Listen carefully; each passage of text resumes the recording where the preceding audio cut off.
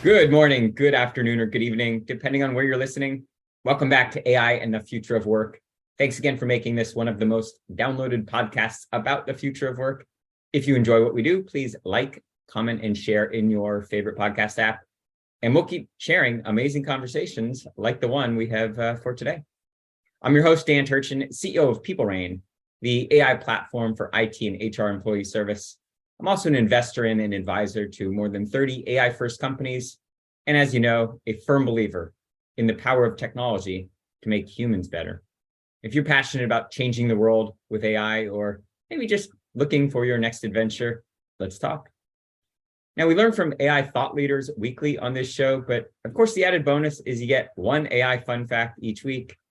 Today's fun fact comes from the World Economic Forum, where they published a very important article, title being Why We Need to Care About Responsible AI in the Age of the Algorithm. Summarizing, AI is one of the world's most discussed technology trends. It's forecast to increase global GDP by $15.7 trillion in the next 6 years. Amazing. The transformative benefits of AI are really nascent. In fact, we've learned a lot just since November when ChatGPT was launched. We need to be thinking more about the risks, and we need to get more comfortable asking the important question, what could go wrong? That's what it means to practice responsible AI.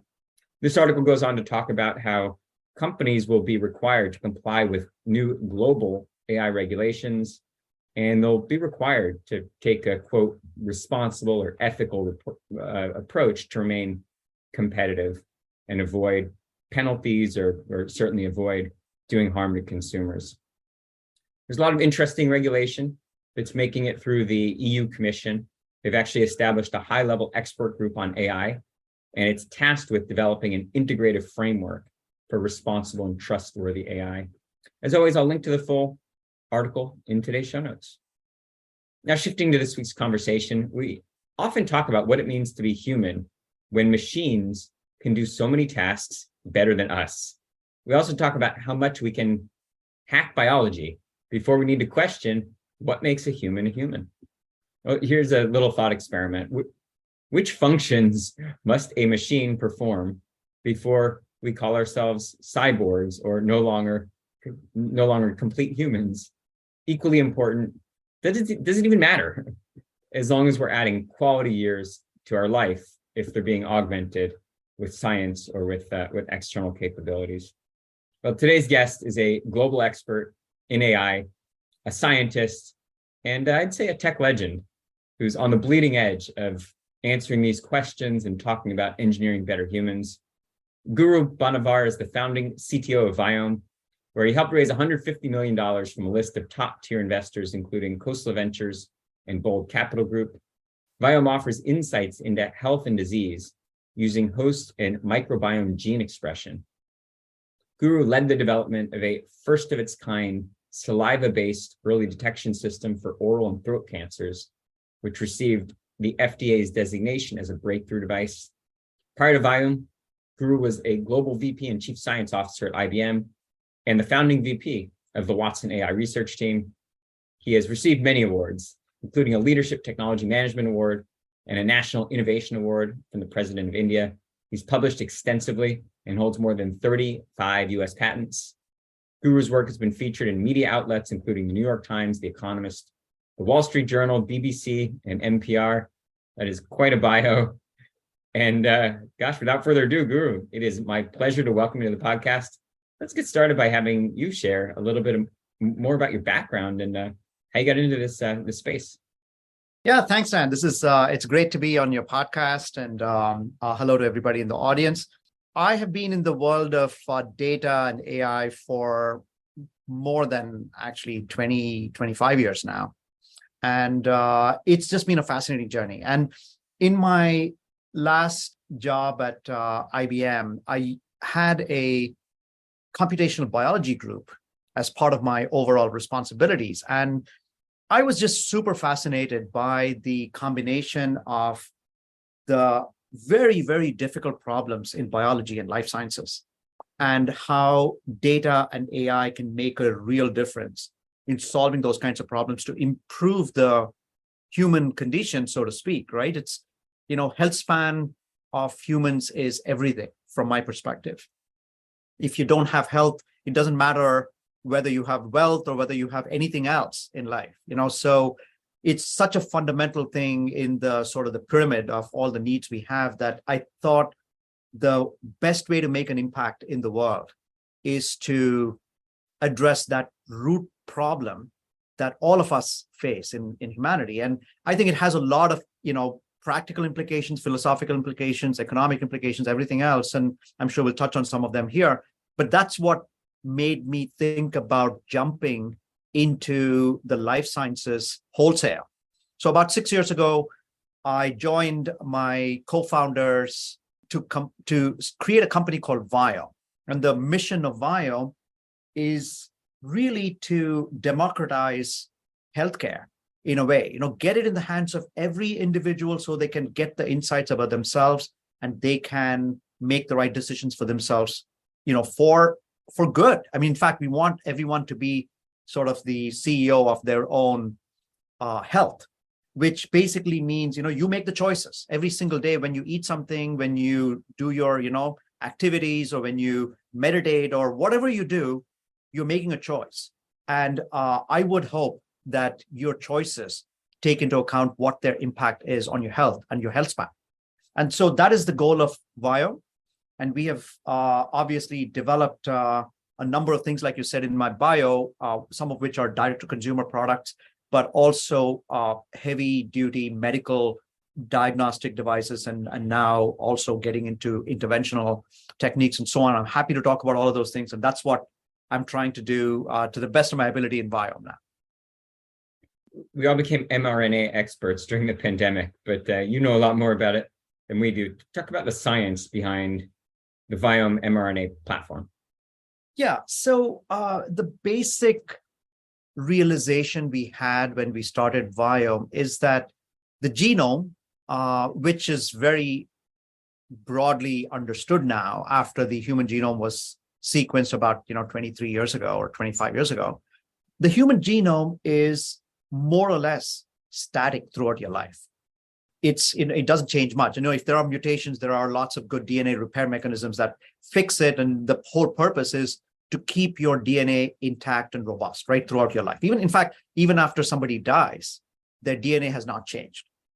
The point is that your RNA, which is the gene expression, that is the transcription that happens from your DNA to your RNA, is the one thing that determines your health state at any given point in time.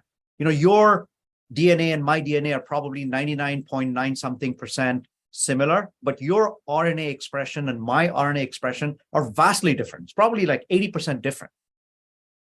And it's not only that, there's another controllable factor in this whole equation, which is the microbiome. You and I both live with trillions of organisms inside and on top of our bodies. And the same logic holds true. The genomes of these organisms, these microbial organisms, I mean bacteria, fungi, viruses, archaea, all kinds of different microbial organisms.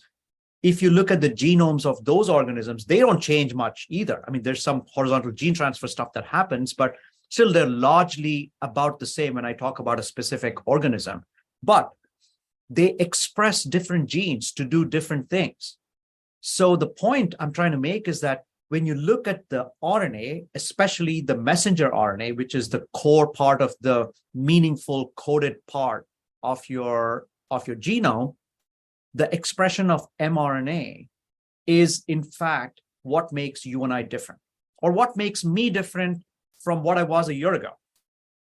Maybe a year ago, I was, not sleeping well, but now I'm sleeping well. And what is the difference? It's probably a lot of mRNA that is quite different now in my body, just because, that's led to me to sleep well, right? So what we do, so mRNA is the foundation of understanding the changes in health state, and therefore, chronic disease, onset and progression, everything else.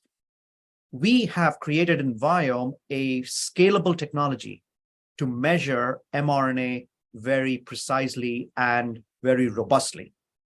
And that, I would say, is the foundational technology. So we use something called metatranscriptomics, which is a way to prepare your samples, take out the non-informative RNA, amplify the informative RNA like mRNA, long non-coding RNA, and so on, and then to sequence it at a high enough resolution that we get data that we can then do bioinformatics on top of and machine learning on top of to understand what pathways are active in your body and what pathways are not active in your body, both on the human side and the microbial side. That combination of the human and the microbial is what makes the biggest difference in your health determination. We'll talk more about it if you want, but we can measure that, we can analyze it, and based on that, we can make recommendations of what foods are the right things to eat for you, what kinds of supplements you need, what kinds of diseases you may have risks for, et cetera, et cetera. So all of those kinds of things can be done because of this underlying metatranscriptomics followed by AI techniques. So maybe this is a naive question, but you're using AI based on the data collected from these RNA samples that are provided through various means from your patients.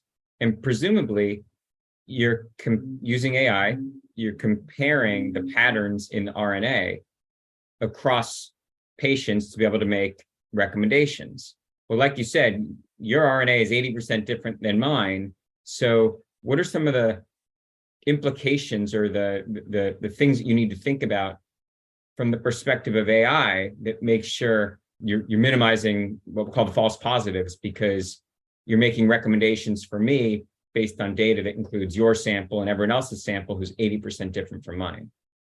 Yeah, so good question. And so there's a number of different techniques we use in order to do this. And I'll give you a couple of examples of these techniques, right?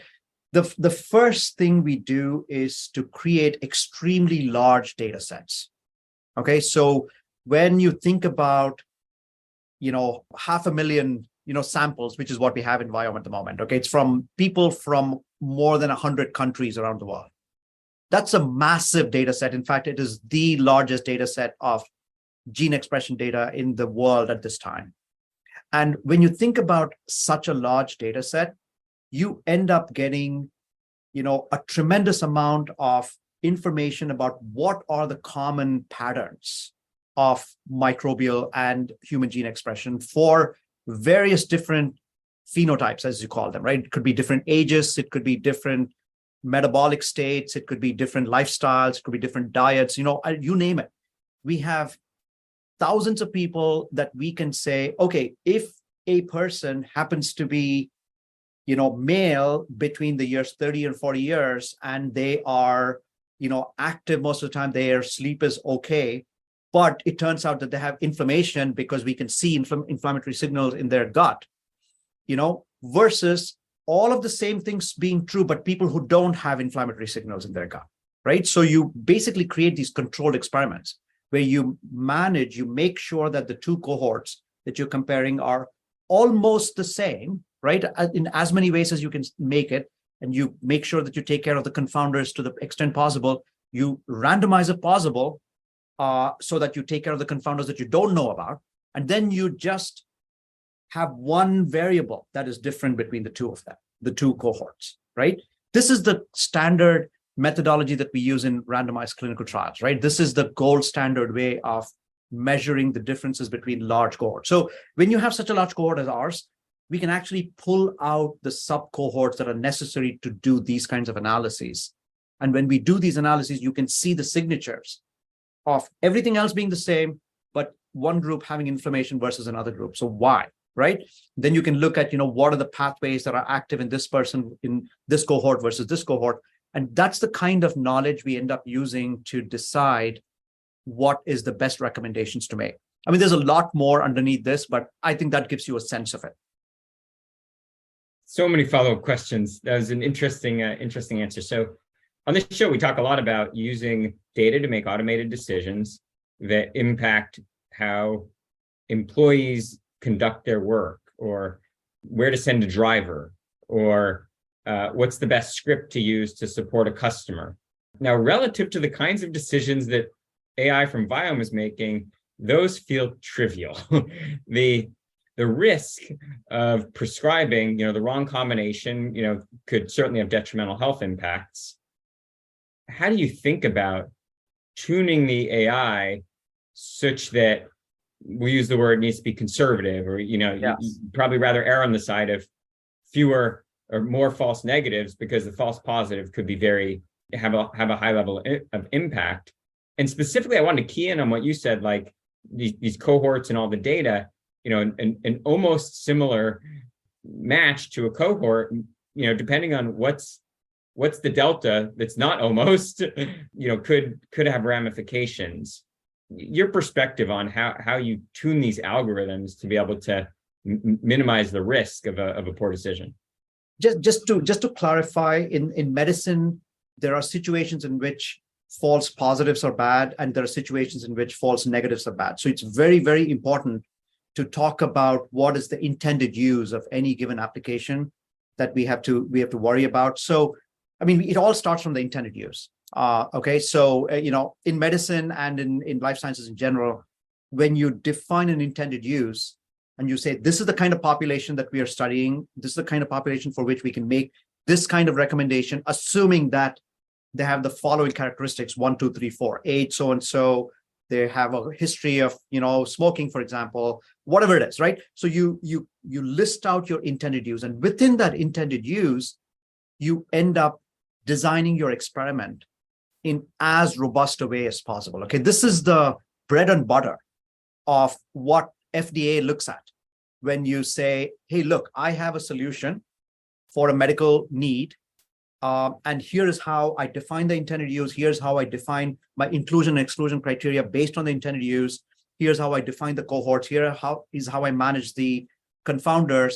Here's how I do the statistical analysis. Here's how I do the machine learning bit, which, by the way, FDA is now coming up with various recommendations and guidance documents related to machine learning and software as medical devices and so on, right?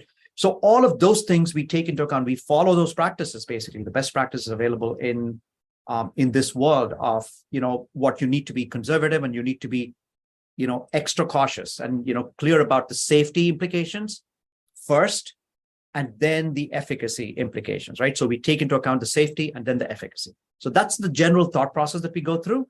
So I might even say that among all of the AI applications that I have worked on, and I've worked on AI applications in every industry: financial services, manufacturing, IT support, and you name it.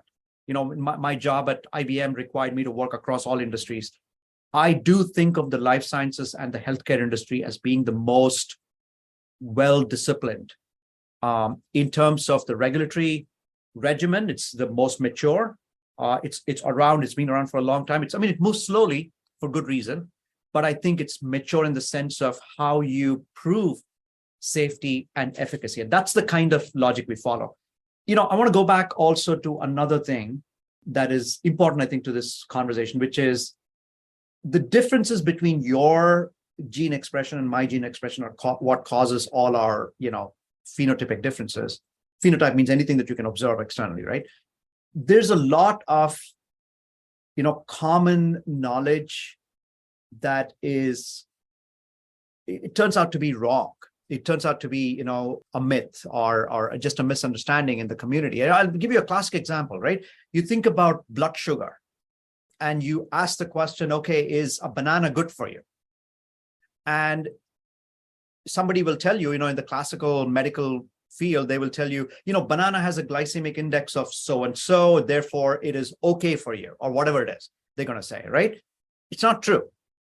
It depends on the individual. So if your gene expression and if your microbiome is in fact very good at processing the macro and the micronutrients of a banana, then your glycemic response, meaning your blood sugar response for a banana, will be okay. But there could be others. I could have a system that is not tuned for processing the macro and the micronutrients, the substrates of the food that comes from bananas. And so I might have a bad reaction to it. So I just wanted to put that in perspective. So, what happens is you cannot take all the established sort of conventional wisdom in the field of nutrition and medicine and say, hey, you know what?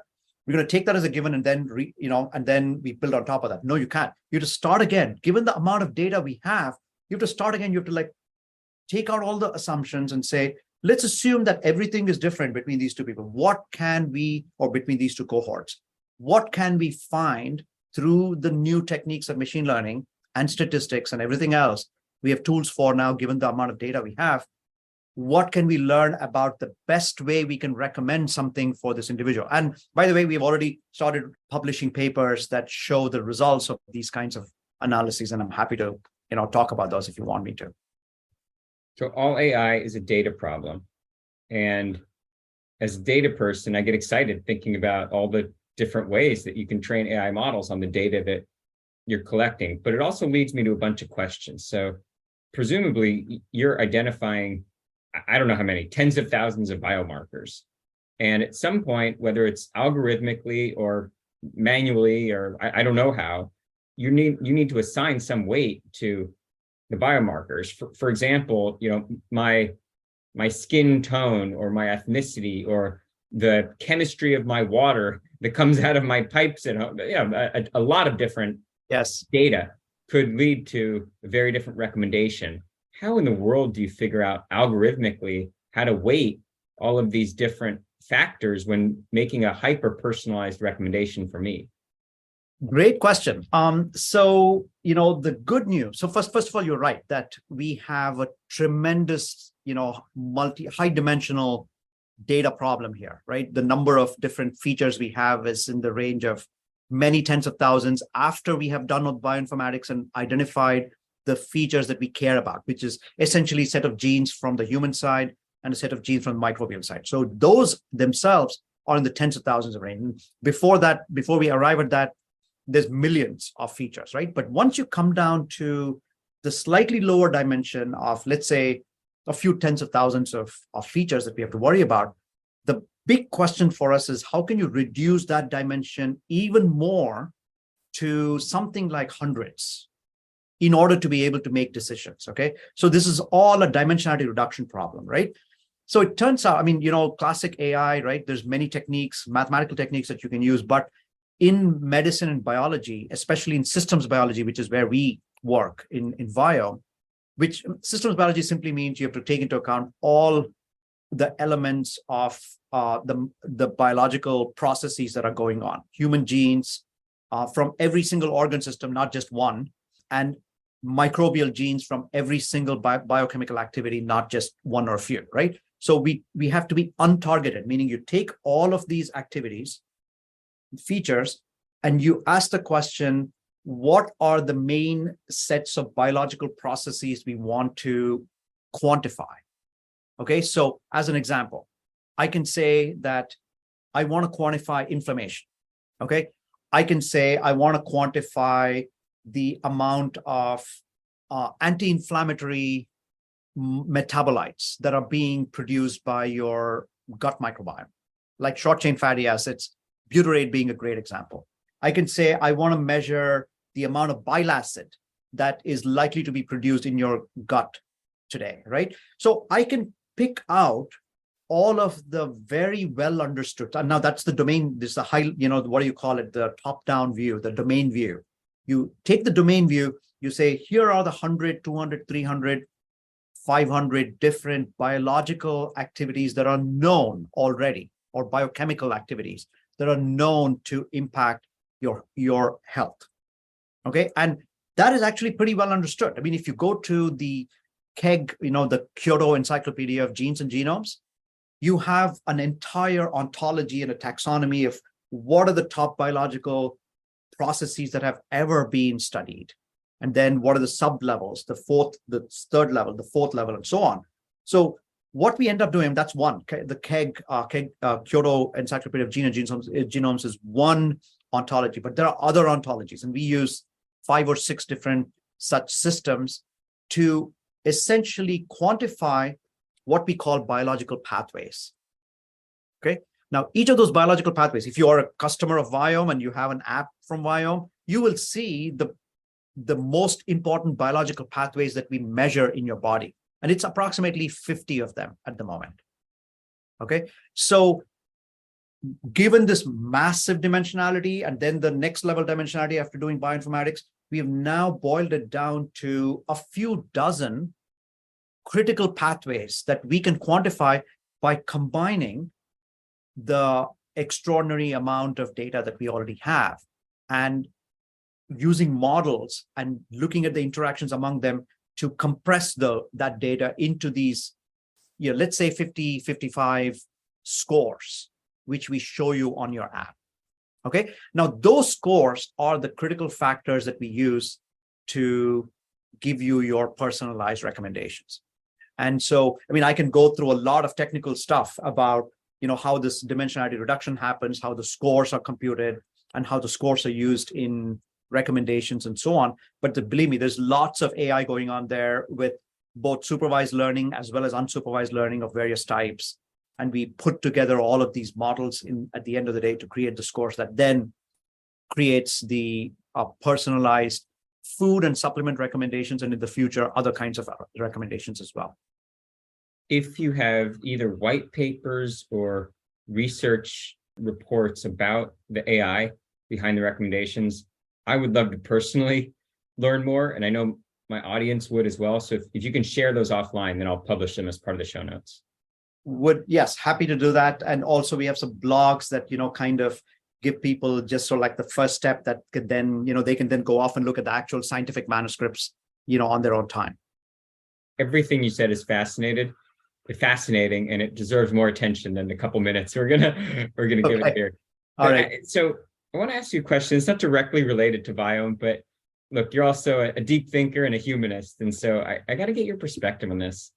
So we take it as kind of a platitude that extending years of life and enhancing the quality of those years it's positive. It's hard to say that's controversial, but you got to think at some point that the planet was designed, the way the planet has achieved kind of stasis with humans is because there's a certain life expectancy and there's a certain carrying capacity of for the planet. And what happens when, let's say, through Viome-driven insights, everybody gets another 20 years, maybe more, I don't know. What does it look like from the perspective of us as humans on this tiny planet, the resources that we have at our disposal, when we're testing the limits of a planet that was never designed to have people live 20 plus years more? Okay, great. It touches on the philosophical and also, of course, we are on the verge of making some of these things possible in the next few, maybe in the next decade or so, right? So my perspective, Dan, is that evolution, which is the foundational process in nature, is designed to continuously improve organisms. And I think it's not a accident that that process of continuous improvement ended up with something like our humanity, right? The human species. And I believe that the continued evolution of humans is, in fact, to adapt to our environment and to improve ourselves, right? To get better and better in terms of, let's say healthspan is an objective, which is how long can you live in a happy, healthy way, right? Not just how long can you live, period. I believe that it is part of evolution to be increasing our lifespan to the best we can. And if it means that, there's going to be some kind of embedded devices and wearables and everything. You mentioned cyborgs at the beginning. So, it's possible, I guess, that, in some far future, that Homo sapiens are going to give rise to another, maybe a different species. I think, some of the big thinkers in the world, like Yuval Harari, for example, right? I think they called it Homo technicus, and so be it, right? If that is how humanity is going to evolve into the next generation, which will then be able to do even bigger things and then explore the rest of the universe and to get into, the state of, call it merging with the universe at the end of the day, which is, being everywhere and understanding everything and getting to that level of, call it enlightenment. I don't know what you want to call it. All of these things I consider to be part of evolution. And it is I think our job I consider that my job in this lifetime and Viome's mission to help us get into the best version of ourselves that we can be, right? I mean, there's all kinds of other, other sides of the coin questions that you can ask, such as, what happens to, the ethics and the, economics and everything else. And I just say one last thing about that, which is, I do believe that creating things like class, incompatibility or class differentiation, all of those things are not good things to do. And as long as we can manage this evolution in a way that it does not destroy democracy and our way of, having the kind of society that we want to have, I think it absolutely makes sense to continue enhancing ourselves and improving ourselves. At least during my lifetime, I don't see, any catastrophic issues that might occur. Who knows what's going to happen in 200 years or whatever. But I do believe that philosophically, I'm very much aligned with this idea of improving ourselves and becoming the best versions of ourselves. I think of what you, and maybe if I extend what Viome is doing today out a decade or 15 or 20 years or sometime in the horizon, this increasingly impressive ability to engineer biology gives these technologies almost a god power. And so I'd love to get your perspective on what else might we be able to engineer with respect to biology. And, it seems almost narrow to focus it on the topic of this show, which is the future of work. But I would love to get your perspective on what other impediments, or whether it's in a work context or our personal lives, might be candidates for engineering using similar approaches to Viome in the future. Yeah, so I think it's worth thinking about where we want to be as a species, and then asking the questions: what do we have to do to get there? Right?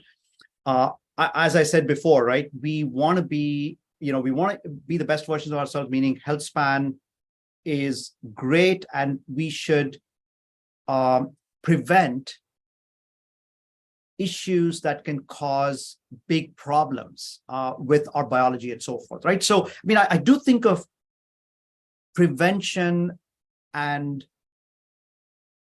addressing issues before they happen, right, as a big challenge in our trajectory, so to speak, right?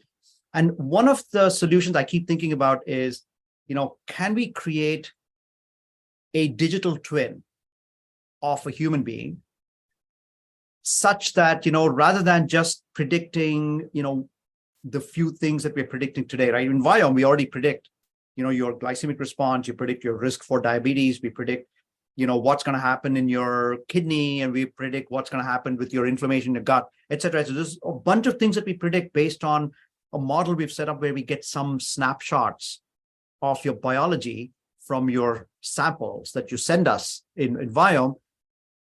But what if you can expand that and you can say, look, there is a digital twin of me, and I can actually simulate and predict everything that could potentially happen if I were to follow a particular lifestyle, right? So, that to me is the kind of state that I'd like to be in, let's say, a decade or something. Okay, so I would like to be able to predict what's likely to happen with me in the next, X number of years. That's kind of where I want to be. And so once you decide that that's where I want to be, then you ask the question, how do we do that, right? My view is today's healthcare system is completely broken. We need to get into a world where individuals have healthcare at home. They get the insights at home. Everything you do, whether you get up in the morning. I mean, when you're sleeping, of course, we have wearables that can track, what's going on in your body, and more devices are coming out to see more, to get more data about yourself. You go to the bathroom, you brush your teeth, you go to the toilet. You can measure a lot of things in the toilet, by the way. When you have smart toilets, you can measure tons of things. So imagine a toilet which can tell you pretty much what's going on in your gut, from the last 24 hours.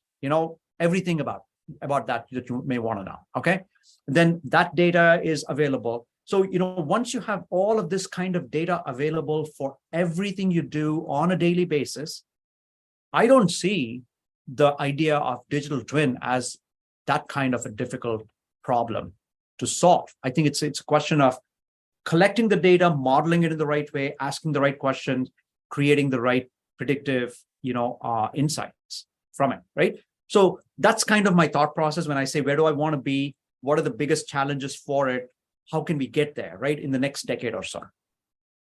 When this kind of digital twin monitoring is ubiquitous, do you think about the ethical questions around, if my digital twin has information that I would prefer not to know, should there be some tuning capability where I say, look, if I'm about to die from cancer, I might rather be blissfully ignorant. Who has the power to make those decisions about what information is better to not have?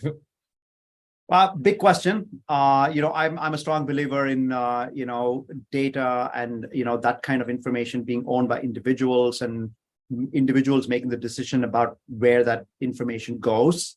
But in the broader questions, there's going to be economic reasons why people will try to use this data for other purposes, and I think democracy. If you have the right system, in a democratic system, I think we need to decide as a society. I think we need to decide what are the rights of every human being and every legal entity in our society. And I think that's a societal decision. And I can tell you my opinion about it. I would like to stay on the side of control in the hands of individuals. But I think society and the economy will go in the direction probably that'll be what it is. And that's much harder to determine how societies will move. But I do want to maintain some level of societal cohesion. I don't want the cohesion to break, where you have a super class of a few people who are absolutely, they have everything, including the best, longest life and everything else. And then the rest of the vast remaining humanity has almost nothing, right? That's the state that we don't want to be in. So I think we need to keep recalibrating ourselves to create a society that continues to be democratic, continues to make the right decision. And that's a big challenge. Very thought-provoking.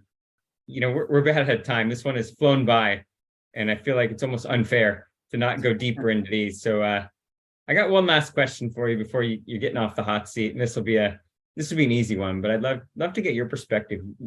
You've accomplished so much already in your career, and I'm sure you'll do other great things ahead. But looking back on the many years of your career, what's some advice that you give to a younger version of Guru? That's an incredible question, Dan. Not a question I hear every day. So thank you for asking that. Makes me think about that. So I would probably tell a younger version of myself to think bigger, early in life. I feel like I started thinking really big, a little bit later in life. And maybe, for whatever reason, I was an immigrant to this country. I wanted to be more conservative and, get certain things done, create a good nest before we move to the next step, and so on and so forth. But still, I think, I would probably say, think bigger, question more of the status quo, take bigger risks, make a bigger difference, right? All of those kinds of things lead us to make bigger difference. And I would tell a younger version of myself to start doing all of those things now, meaning a long time ago, than later in life. That's kind of my simple answer to that. Brilliant. Well, Guru, I appreciate that you let us go way off script. I'm not sure we had prepared any of these topics, but I enjoyed Philosophy 101 with you. Thank you so much, Dan. It's great. I'd be happy to talk about any one of these things more in detail if you ever want to, but maybe we'll just catch up on a cup of coffee or something, or a meal sometime. It'll be great to talk more. Well, we may end up recording that coffee conversation, because I'm sure everyone would like to hear it. But sounds great. Wow, this has been so much fun. Where can the audience learn more about you and the work that you're doing? LinkedIn is a great place. I also have so look at my name, Guru Banavar, Banavar. You can also go to the Viome website, and we have blogs there. I also write on other not only scientific manuscript, but also in Medium and so forth. So any one of those places that you can find me. I usually put everything up on LinkedIn. So that would probably be the best place. Excellent. We'll link to your LinkedIn profile in the show notes. Well, good, Guru. I can genuinely say we are all rooting for you and the team to succeed. This has been so much fun. Thanks for hanging out. Thanks, Dan. Well, that's all the time we have for this week on AI and the future of work. As always, I'm your host, Dan Turchin. And of course, we are back next week with another fascinating guest.